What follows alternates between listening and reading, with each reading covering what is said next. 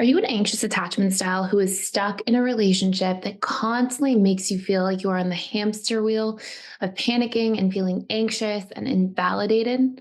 Well, if this sounds like you, we're going to break down why it's actually so difficult for you to leave the wrong relationship, and then three powerful action steps that you can take to leave behind something that you know is not serving the highest expression of yourself.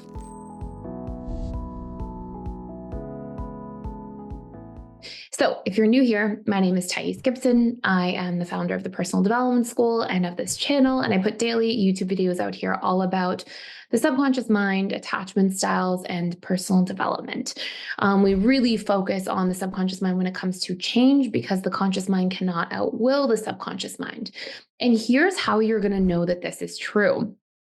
First of all, research conclusively tells us this for long periods of time, and also tells us that the conscious mind is responsible for roughly 3 to 5% of your thoughts, beliefs, emotions, actions, while your subconscious is 95 to 97%. But if you've ever had the experience as an anxious attachment style of going, I am not going to call this person back. I'm not going to text them back again. I'm not going to reach out to them again.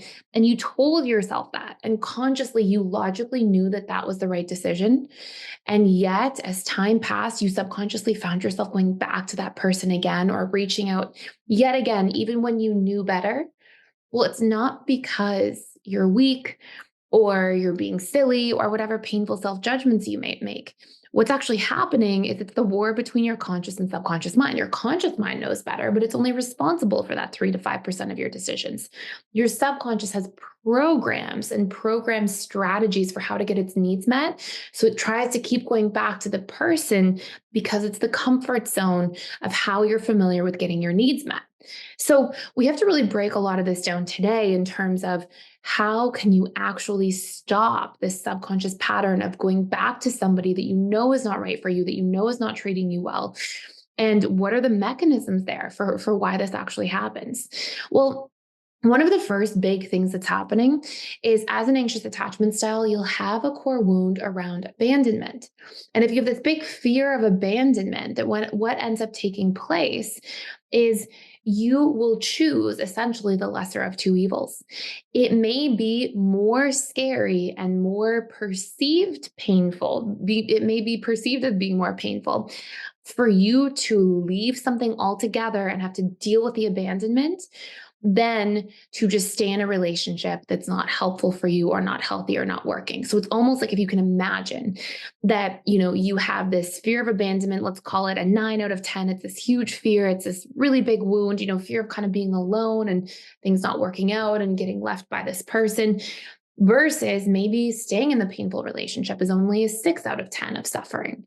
Well, if this is the case, you're going to keep choosing to stay in the painful relationship rather than actually make space to leave the relationship because you know it's not working for you, because your subconscious mind is busy trying to avoid the pain and suffering it associates with abandonment. And so it opts for staying in the wrong relationship. Now, when we look at the net impact of this, it's huge because if you stay in the wrong relationship over and over again for periods of time in life, that is not going to be serving you. This is how we end up literally dating the wrong people, marrying the wrong people, dedicating so much time to the wrong person that stops us from getting ahead in our own lives, right? From feeling fulfilled in our career or having healthy relationships to friends, to family members. Like it can really spill out and sort of bleed into other areas of life. So what you have to do to actually get out of this painful cycle first is overcome your fear of abandonment. And part of the reason that anxious preoccupied attachment styles have such a big fear of abandonment is also because they chronically abandon themselves. They disconnect from this relationship to themselves all the time. So this really brings me to step 2.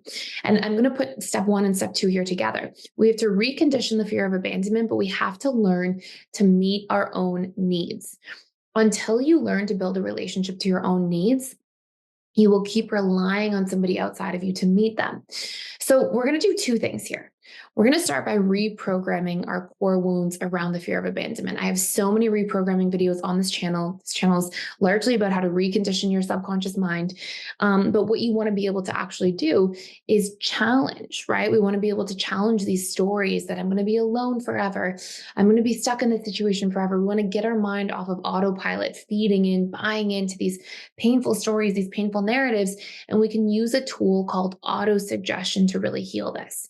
Now, I have other videos on this channel that talk about auto-suggestion. You can search them up, but I really want to get you through these 3 points here first. And I also have a course you can check out fully for free, all about how to recondition these parts of our subconscious mind that are not serving us, these abandonment fears, these fears of being excluded or not good enough or disliked or rejected. Like, there's so many tools for how to reprogram these. I'll put a link to a course all about 21 different tools to reprogram your subconscious mind. It's very quick and light and easy and can help you just derive some tools that you can apply to your life on a daily basis. And again, that course is fully free for a limited time. So as we go into this, you got to reprogram these fears of abandonment. Once those fears are gone, they're not such a part of your reality. You won't be so afraid. Number two, you actually have to stop abandoning yourself by learning to meet your own needs. So what you want to do here, and you can pause this video for this exercise, is you want to sit down and you want to write out all the different needs that this person meets. There may be a lot of needs that they don't meet, but you're hanging on to them because there are ones that they do. Maybe they make you feel seen sometimes. Maybe they make you feel protected. Maybe they make you feel validated or wanted or important in some way. And it may be sporadically. But if you are starving to meet those needs in the relationship to yourself, then sometimes we'll take anything from somebody else, even when that person as a whole is not a good fit for us in our lives. And what it actually represents is we go to an unhealthy source for a couple of needs because we're starving for these needs in our own lives. So you want to make a list of all the different things that they make you feel, even if it's just intermittently.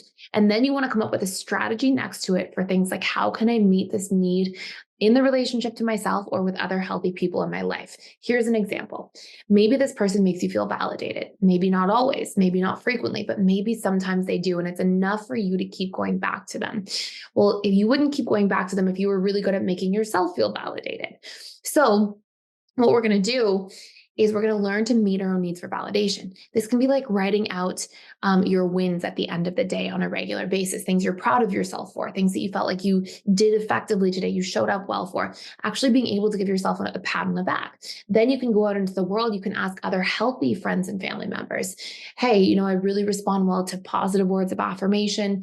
I would love a lot more of that in my life. It's something I'm working on personally and would really appreciate from our friendship or our relationship. And so you're going to get healthy sources from yourself and from other people, which will stop you from being dependent and almost addicted to this one person who's not a good fit for you in a relationship right now. The more empowered you are to meet those needs in the relationship to yourself, the more you'll shed the relationship to this unhealthy person easily. Okay, so that's a really important next exercise. Number 3, you have to ask yourself a really powerful question. How is this relationship actually making you feel? Okay. Sometimes anxious preoccupieds get so focused on the outcome, this like future outcome that they want from somebody, that they're not even attuned and tapped into how they're feeling on a daily basis, being in a relationship or dating this person if it's not an actual relationship. Are they making you feel anxious all the time? Why would you want to feel like that? Are they making you feel stressed and never good enough and not worthy and always afraid of being rejected by them? Do they make you feel emotionally unsafe? Well, then why are you with them? And what I want you to do for an exercise here is I want you to write out 20 costs, okay? 20 costs of always staying with this person. What does your self-esteem look like? What does your life look like? Are you able to show up and really be there in your friendships, your other relationships? How do you feel on a regular basis emotionally? Write out 20 costs of staying with the wrong person and write out 20 benefits of actually leaving this relationship behind. And that will help to shift some of these emotional associations that you have programmed in here and give you a little bit of room to feel like you can set yourself free. So by doing these 3 things, reprogramming these abandonment wounds, again, if you want to go deeper on that, check out other videos on this channel or that free course just for a limited time down below. Number 2, actually learning to meet the needs this person meets so you're fostering less dependency and addiction to them. And number three, actually seeing the costs of sticking around and the benefits to moving in a different direction. You can't just know that they exist, you have to write them out, because it is the emotional part of the exercise that will create a shift in your behavior. Why? Because neuroscience has proven, a neuroscientist named Antonio Damasio, I believe it was in 2008, that every single decision we make is actually emotionally based. So we have to leverage emotion to drive our decisions. And by writing out the cost and really feeling about it, and writing out the benefits of leaving and really feeling about it, you'll leverage more of that emotion to make healthier decisions that are aligned with your conscious mind's interests, not these old, outdated, fear-based subconscious programs. I hope you enjoyed this video. If you did, please consider subscribing, liking, sharing. I would love to have you here as a part of the community. Thank you so much for watching, and I can't wait to see you in tomorrow's video.